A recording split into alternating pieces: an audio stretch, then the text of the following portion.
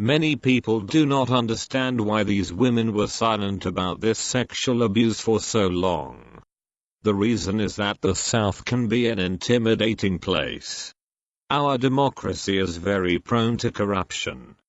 Government operates with huge amounts of money, and that becomes a vast opportunity for the unscrupulous. They come to our government and take as much of that money as they can.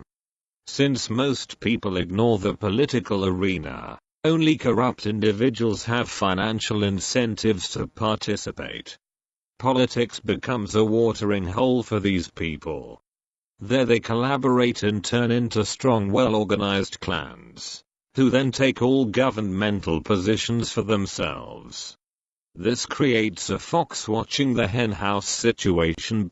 Bad people are bad people from the get-go, and unless your society acts to fix these problems when these people are young boys and girls, they will grow up to be bad old men and women. You may have heard that movie quote, "The greatest trick the devil ever pulled was convincing the world he didn't exist." Let's think of your community as this henhouse. Once a fox gets in there, his principal occupation is going to be to convince the chickens that he is not a fox. This work is easily done by becoming a good Christian and a pillar of the community. Since deception is key to fooling the chickens, these foxes make a rule where all foxes must always defend their character, as well as the character and reputation of other foxes. I recuse myself from any investigation into the campaign for president, but I did not recuse myself from defending my honor against scurrilous and false allegations. At all times throughout the course of the campaign, the confirmation process, and since becoming Attorney General, I have dedicated myself to the highest standards. I've earned a reputation for that, at home and in this body, I believe, over decades of performance. The people of this country expect an honest and transparent government, and that's what we're giving them. Since deception is in fact the control of information, the control of the media is essential to success. Once a clan of foxes has come to power, the media promotes the foxes as the good guys. The fox profits from government activities, and then in turn expands the clan. This permits further control of the media.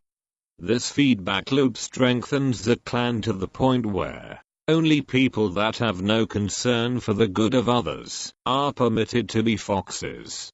All this creates a condition where, the more deceitful, sociopathic and narcissistic you are, the greater the advantage you have in government. Fox is a fox and he has no problem biting the heads of a few chickens.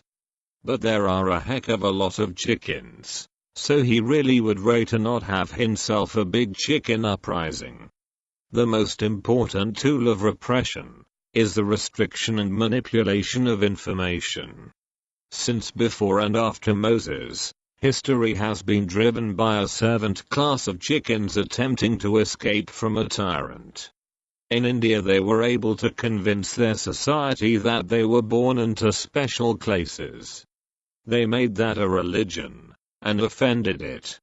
In the South we had convinced our community of slavery, and the South defended that. The truth is what will set these chickens free, but without good information and a clear explanation, chickens will do nothing but will defend the chicken coop, even with the fox in there.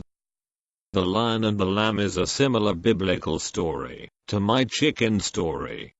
Look how these people, although recognizing they are the lambs in this scenario, find ways to rationalize why they protect the lion. Here at The Daily Show, we know the South is a hot mess of conflicting identities. Take, for example, Selma, Alabama, where in 1965, African Americans were beaten by police on the Edmund Pettus Bridge, a turning point in the civil rights movement commemorated each year. But Alabamians also commemorate a less inspiring history, preserving their slave-owning Confederate heritage with an annual Civil War reenactment in that very same city. But this year, a young, progressive African-American mayor took a stand against the Confederates. When we came into office, we told people that they would pay for police to be at those events. So these Confederate soldiers, Right. did they come here this year? We urged them to pay for those services, and they said no. So you stopped the Confederate soldiers? Oh, up top. Yeah, the South will rise again. Not without this permit. Screw you, Confederate soldiers. Let's give this week to the Selma marchers. Well, no, it's the same standard across the board. You made the Selma marchers pay to have the police come? That's dicey territory. It feels like the police should probably work for free on the Selma anniversary. Just spitballing here. This new mayor just didn't get it. Surely the march organizers understood which history should be honored and which should be shut down. I was not for them trying to close down the Battle of Selma. Yes, they absolutely have a right to speak. Let me tell you why. There's a saying, say when somebody in the white community get a cold, somebody in the black community get pneumonia. So if the rights are wiped out for anybody, then they will be wiped out even more for Civil black rights marchers and Confederate reenactors were natural enemies. My giant Yankee brain couldn't understand it.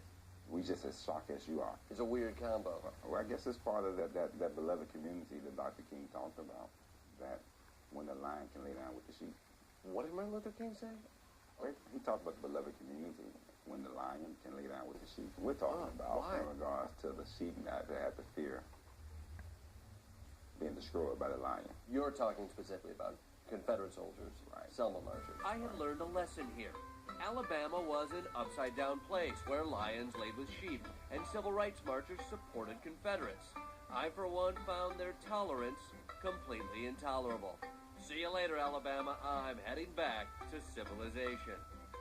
Predators are scary creatures, and they have for a long time been in the hen house, and it's not just Alabama. You may not know what the Hegelian dialectic is or who Machiavelli was.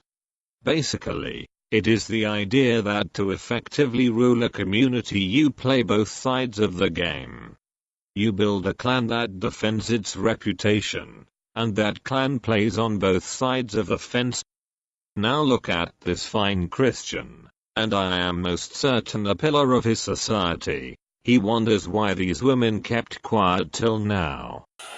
Continues to vehemently deny the allegations that have been brought against him. And it's important to know that some of the strongest support he has received throughout his political career, not just this campaign, has come from Christian conservatives. And so with these allegations, we wanted to know what were churchgoers thinking. We talked to some, and you get some interesting reactions, including this gentleman who, from the get-go, says, I'm not voting for him, but there's a twist. Listen.